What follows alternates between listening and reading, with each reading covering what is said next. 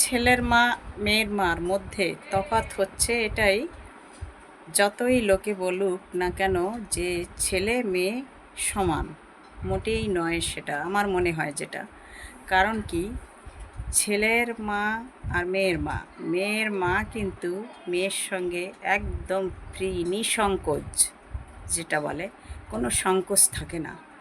মেয়ের সঙ্গে মিশতে, কথা বলতে, বেড়াতে, ঘুরতে, শুতে, বসতে, উঠতে সর্বক্ষণ কোনো সংকোচ থাকে না।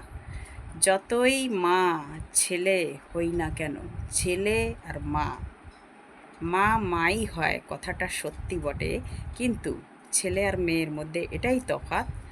ছেলে যখন বড় হবে, যখন বয়স তার 18 শুরু হয়ে যাবে, তখন থেকে কিন্তু একটু সংকোচবোধ এসে যাবে। মায়ের না আসলেও ছেলেটার এসে যায়।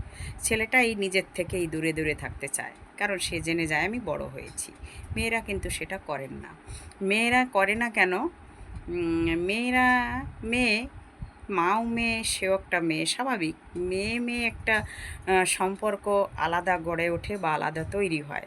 মেয়ে বাপের বাড়ি থেকে শ্বশুর বাড়িতে চলে গেলেও সে সারা জীবন যতদিন মা বাবা বেঁচে থাকে, মেয়ে কিন্তু মায়ের একেবারে অন্তরঙ্গ হয়ে থাকে। মোটামুটি এক রকমের বান্ধবী বলা চলে। মেয়ে এমন একটা জিনিস। তাই অনেকেই বলে যে ছেলে না হয়ে মেয়ে হওয়া ভালো, মায়ের একটা সঙ্গী হয়, সারা জীবনের সঙ্গী হয়, না হলে মা একা হয়ে যায়।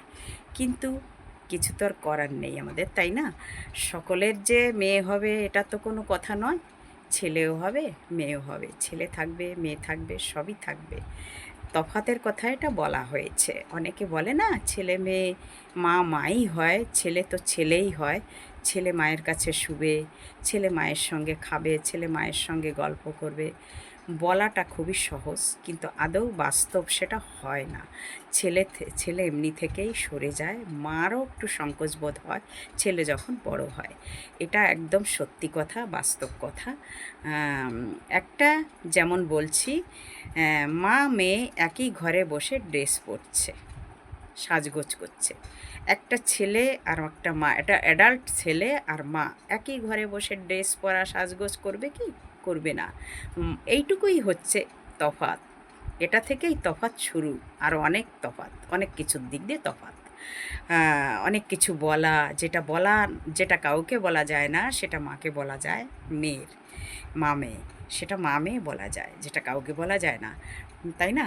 কিন্তু ছেলে কিন্তু বলবে না। ছেলে কিন্তু তার বন্ধুকে বলতে সংকোচ করবে না, কিন্তু মাকে বলতে সংকোচ করে ছেলে। এই কত রকমের তফাৎ আছে ছেলে আর মেয়ে, তাই না? যদিও মা হই, মা যতই মা হও না কেন, মা ছেলে মেয়ের মধ্যে এই রকমই একটা তফাৎ থেকেই যায়। তো কিছু দুঃখ করে লাভ নেই, যাদের ছেলে ছেলেই আছে, মেয়ে মেয়েই আছে। এটাই থাকবে, এটা হয়ে আসছে, এটা হবে। আমাদের এটাকেই মেনে নিতে হবে।